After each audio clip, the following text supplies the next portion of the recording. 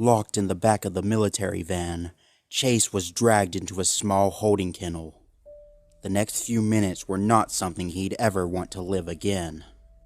His uniform was stripped away, then sprayed with multiple kinds of mist. He either sneezed, coughed, or shook his head as he was bludgeoned with tests. At that moment, Chase wished he could melt into the floor. He had never felt so powerless in his entire life. Every moment he could, he backed up into the corner of the kennel, making every attempt possible to shield himself. "We got the readings back on his uniform," a trooper noted through his mask, tall brown ears coming through his helmet. "No cross-contamination." "Well, that's one good thing," muttered another, a shorter trooper with black flopping ears. "Initiate bioscan." Chase had 100 questions, but fear had sealed his muzzle. His tail was curled underneath him, like letting it out for even a moment would get it chomped off. A beeping noise suddenly came from above, and Chase looked upward to see a small device on the top of the kennel. A fine, grid-shaped laser was suddenly emitted, passing through Chase forward and backward. The puppy's breathing had not yet slowed, and every new instrument activated made him feel even closer to wetting the floor. The two troopers read some data on the tablet, then quickly collected their things and jumped out of the van, leaving Chase alone. He stayed cowering in the corner, waiting several minutes before finally lifting his ears again. With one paw in front of the other, the puppy crept to the iron gate of the cage and peeked out, careful to make little to no noise. The walls of the van were lined with dark metal plating, each with shelves and racks for various things. A footlocker compartment was in view just across from him, locked tightly with various bolts. The shelves carried spare helmets, a worn set of gloves, and discarded equipment Chase couldn't place the meaning of. His eyes soon fell to his blue pup pack, thrown to the side of the van. His mind raced as options and ideas shot in and out. All of the gadgets on the pack were bark activated. All he had to do was say the equipment name and finish with a bark. Could he break himself out? Was that an option? His question was answered as he caught sight of a gun rack just 2 feet from his pup pack. 4 idle assault rifles rested on its hinges, seemingly venting themselves from shedding blood and deafening violence. Chase gulped and decided he'd stay put for now. The door of the van suddenly opened again, causing Chase to scamper back to his safety corner. He could hear a dog march in, placing one foot after another and lifting its powerful body into the vehicle. The doors were shut behind it, and the puppy's heart skipped a beat as the dog casually walked to the steel bars and looked through. Their eyes were cold and stone, with the hard face riddled with scars. They were brown and black in color, and seemed to be another German Shepherd. "Chase, right?" the dog asked. "Paw Patrol Division?" Yes, sir," the puppy breathed as if fear was blocking his voice itself. "You passed the scan, and so did your friend. Is that a good thing?" Chase gently picked his head up. "It's the only good thing," the dog growled. "Good because it means I don't have to kill a puppy today." Chase retracted his head and slunk back farther. "My name is Cyrus," the dog said. "Captain Cyrus. Now tell me what you two were doing here, now." Chase took a second to gather his bearings, tapping a foot on the ground. He had been brave before in the face of danger, but this was something else. Cyrus was a whole new level of intimidation. His very presence suppressed any action Chase could have taken to stand up for himself. "We were answering a call about a missing woman," he explained. "And her dog." "And?" Cyrus pushed. I don't know, Chase defended. I just stayed outside. Rocky went in. I've already talked to your mutt friend. Cyrus leaned back, unimpressed. He nearly ruined the entire crime scene by cleaning it up. Do you know how many DNA traces and evidence he could have done away with? What have we done wrong? You want the whole story? Cyrus asked, but kept talking. You are impeding on ACG turf, which is adult speak for getting in the way. ACG? Chase asked. I've never heard of you before. Of course you haven't. We aren't stationed in this bay, and never have been. But recent events have called us to your location, and you need to stay out of our business. But we were called to help, Chase protested. Sure you were. Cyrus rolled his eyes. These people are so used to a kid and his puppies solving all their problems. But this problem takes more, and the professionals need to take charge now. But we're the Paw Patrol. And we are the Assault and Containment Guild, the dog said, a hint of pride in his voice. We'll let you go, but there can be no more interference, or we'll really put you down. Chase looked down sadly. Yes, sir. With Chase's nobility up front, Cyrus could feel himself softening a little. He knew this puppy wasn't an innocent animal who wandered into traffic. As much of a joke as it was, Adventure Bay did have law enforcement. Dogs didn't get a title like that from a prize in a treat box. Listen, kid, Cyrus sighed. I know you mean well, but you need to move aside for a bit. Once we find what we're looking for, we'll clear out. What are you looking for? Chase asked, tilting his head. Classified information. Sorry. Not wanting to ask any more stupid questions, Chase tried to ease the tension by asking something friendlier. Are you a German Shepherd like me? The puppy's tail gave off the faintest sign of wagging. The larger dog chuckled. No, I'm a Belgian Malinois. We're a lot stronger than shepherds, believe it or not, and more suited for police work. You are? Chase could feel his heart sinking. Yeah, I thought you were one too, Cyrus shrugged. I guess two breeds look alike. Chase lowered his head for a moment, shuffling his paws. Being so exposed and caged, anxiety was starting to build within him, a feeling he tried to shake by presenting himself as not afraid. His attempts had, however, failed, and Cyrus's presence, combined with him being a much stronger and better breed, was making him feel sick. You said you were letting me go? The Malinois' smile quickly died. In time. Your friend is still in interrogation. Interrogation? Chase repeated with widened eyes, fearing for Rocky. As I said, he messed up the entire crime scene. Chase did not realize that just a couple of feet away, there was another van parked on the side of the road. Rocky, zip-tied and stripped of his pack and uniform, was dragged in and locked in a kennel just like Chase. Even though he had already passed the scans and tests, the troopers had more that needed to be done with him. The walls of the van were thick enough to suppress the pain cry of a dog meeting the edge of a baton. Evidence tempering mutt! The trooper barked through his mask, swatting Rocky into the wall of the kennel. What are you hiding? Rocky could barely stand as sharp pain tore through his head, spending what little energy he had to cover his face. The mixed breed could only get so many words out as his quivering studied his voice, and blood spilled from his nose.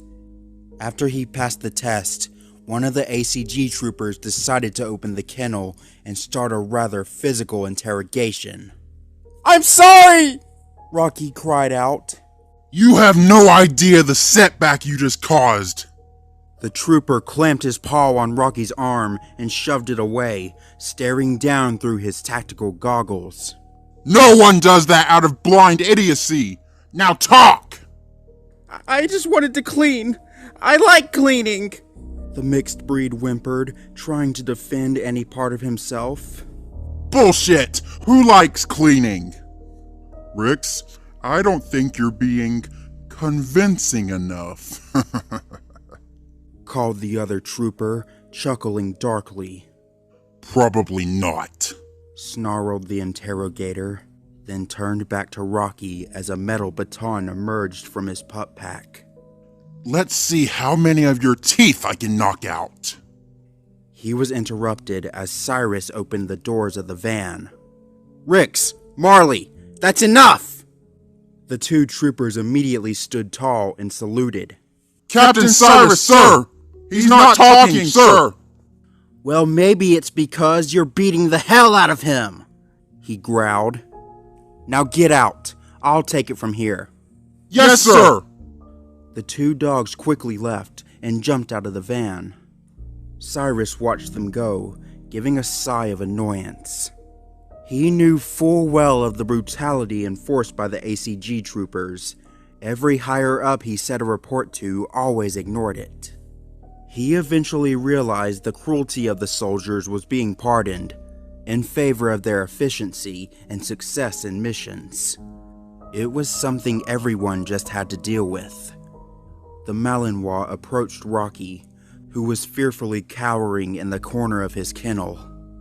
The poor dog was bloodied and beaten rather harshly. Were you really just cleaning? Rocky nodded wordlessly. No ill intention? The puppy shook his head as his broken voice came through. None. All right, just hold out for now, Cyrus tried to reassure him. You'll be let go once we make our final reports. Chase and Rocky were finally let go after another half hour. They were left standing on the street. The ACG troopers took the extra care to mindlessly toss out their things, along with their collars and uniforms. Chase was aghast at Rocky's condition, and he could feel his heart breaking as the mixed breed stifled his cries. The shepherd waited until the last car disappeared around the corner before reaching for his collar. His tag was blinking, meaning someone was trying to call. Sighing, Chase tapped the tag to let it through. Chase? Sky could be heard. It's us, Sky, he breathed. Where is Ryder? Chase? Oh, thank. She stopped herself. Ryder got apprehended a few blocks away. I got scared when I lost connection. Are you okay? I'm fine, but Rocky isn't. Chase winced, looking back at his brother in arms. We're coming home. Tell Marshall to get his EMT gear ready.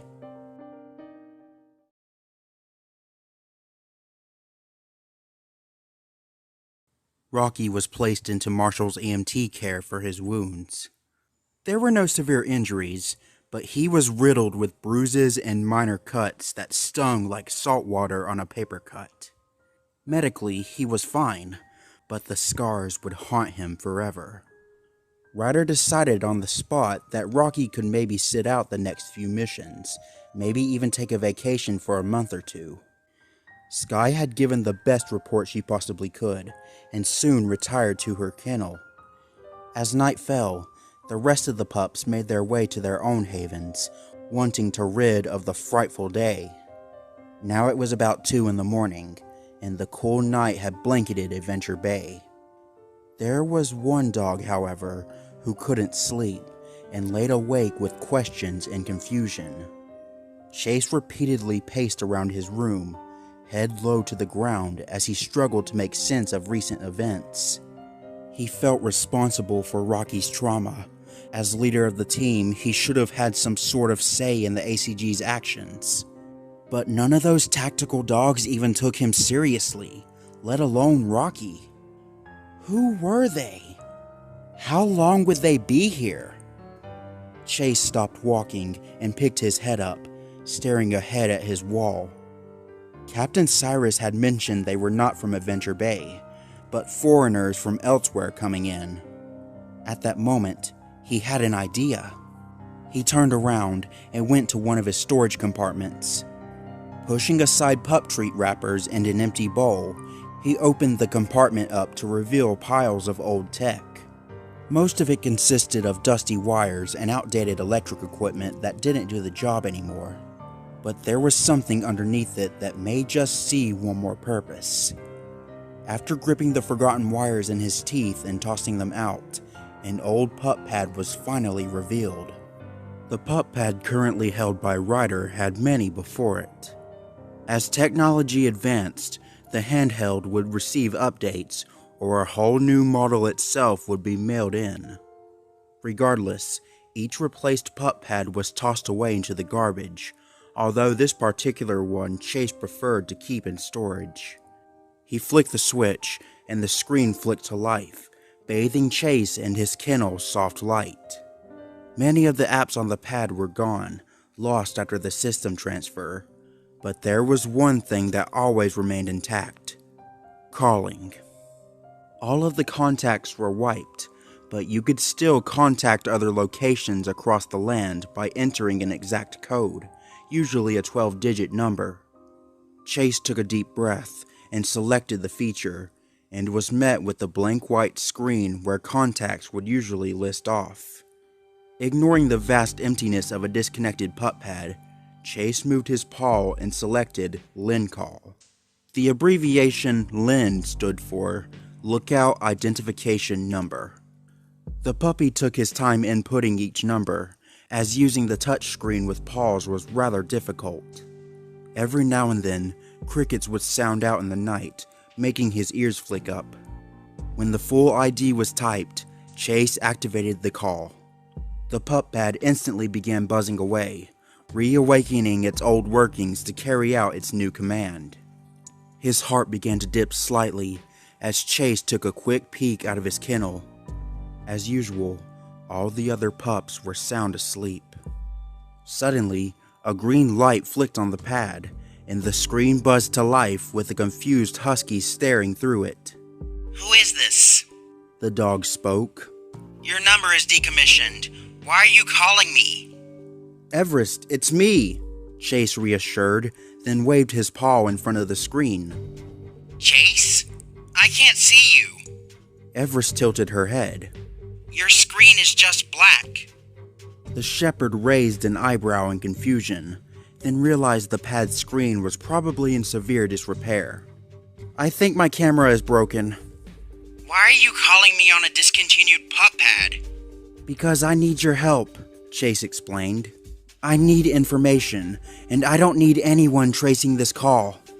Why would someone trace our call? Everest's ears went back. Have you ever heard of the ACG? Chase asked, dodging the question. The who?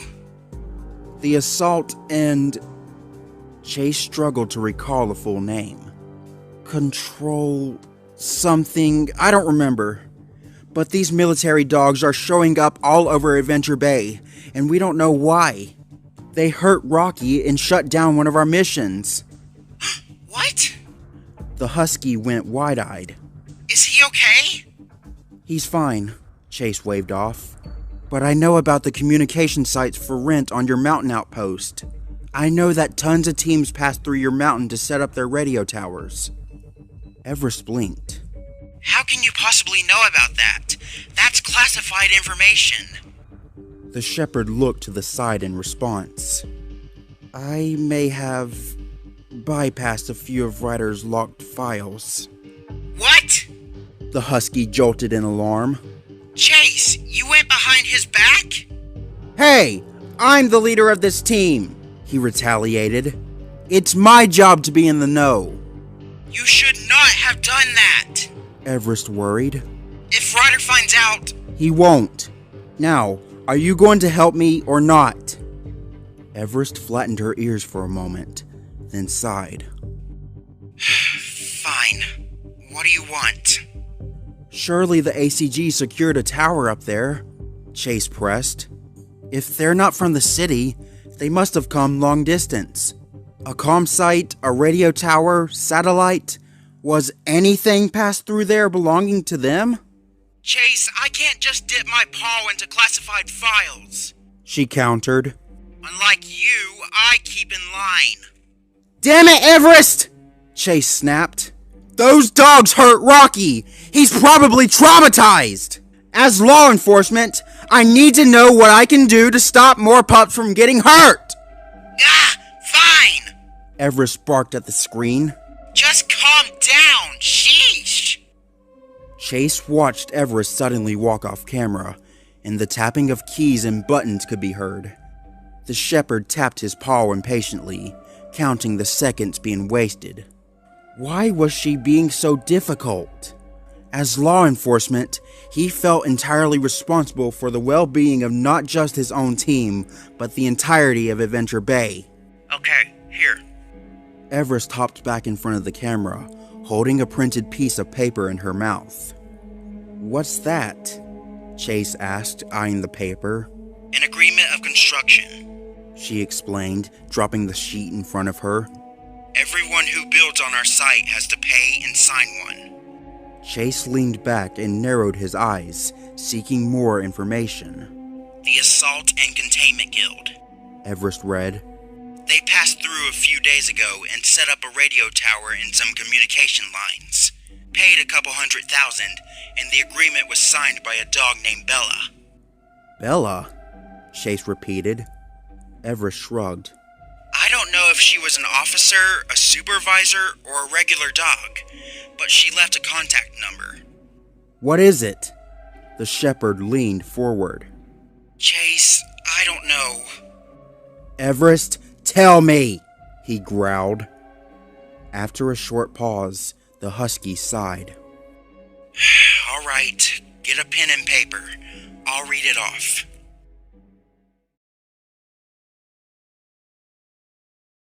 The sun was shining brightly as the moon was banished away to the other side of the planet to make way for its lovely day. After Chase's tense conversation with Everest, he collected a contact number that would prove to be very useful. He didn't know if Everest was going to get in trouble or not for disclosing such information, but there were more important things in play right now. Chase was casually walking down the sidewalk of Adventure Bay, passing through town. Any dog loved a good walk, and he was always happy for a good lap or two around the perimeter of the city. But today, Chase had a mission. Completely without uniform, donning only his collar and tag, he strolled his way to a pup cafe only a block away. Chase had taken the number and created a new contact on the pup pad using only the contact number. No name and no photo. He sent a message to the number asking to meet up. He made haste to introduce himself as the quote-unquote law enforcement command of Adventure Bay, and wrote that denying the meetup could have legal consequences, trying to pull every card possible to land himself a talk with this Bella. Brimming with confidence, Chase rounded the corner to the cafe, now walking toward many outside tables. He wasn't going directly into the building, as he wanted to seem friendly, yet stern, and wanted not to scare whoever was coming his way. Chase climbed into the pup seat, sitting down as he looked down at his table. His eyes briefly studied the napkin dispenser before quickly looking up and around. No one in sight. A gray pit bull in a blue bow tie pushed through the doggy door, walking over to Chase's table. "Hi, Chase," he said warmly with a notepad in his mouth. "Can I start you with a drink?" "No thanks, I'm waiting for my second." Chase gave his puppy smile. "Alright, flag me down if you need anything." The dog turned and left, leaving Chase alone yet again. Unease was rising in his stomach, a feeling he was unable to ward off. He didn't want his nervousness to show, as in his mind, a good police officer never breaks. Trying to slow his discomfort, he lowered his head and licked his paw to clean it of any dirt. His heartbeat seemed to calm down, although a voice deep within him told him he was going too far. After a few minutes passed, and Chase had successfully cleaned his leg, he wondered if there was enough time to back off. A cream-white paw was suddenly placed on the table, catching Chase by surprise. Looking forward with sharpened ears, Chase saw before him a bright Labrador retriever with brown eyes, somewhat reminding him of Zuma. She instantly looked Chase up and down. She was no puppy by any means, and significantly larger in size. "Bella?" Chase asked. "Who's that?" The lab tilted her head. Chase shook his head. I'm meeting a Bella here. Sorry." He waved off the dog with his paw, expecting her to leave. "You know it's dangerous to meet dogs you don't know," she said flatly. "I'm a police officer. I know what I'm doing." "But do you really? Do you really know what you're doing?" He tilted his head. "Well, No, you don't," she pressed, coldness rising in her voice. "I can see that you really don't understand anything that's going on, and for your sake, it should be kept that way." She leaned further over the table, staring down at Chase with a hardened gaze. "And for the record, the ACG isn't stupid. We tend to get notified when a puppy sticks his nose where he doesn't belong." Chase suddenly felt a lot smaller than usual. "What?" "We have orders, puppy," she growled. "We have a routine, a protocol, and our presence is necessary here in Adventure Bay. We have things we need to take care of here, and you'll find it's a lot healthier for you to stay out of our way." "But we're the Paw Patrol," he protested. "What you're doing is our job." "Tell me, Chase, do you know what a biohazard is?" What about terrorism? Riot control? A strike team? Have you ever held a gun?"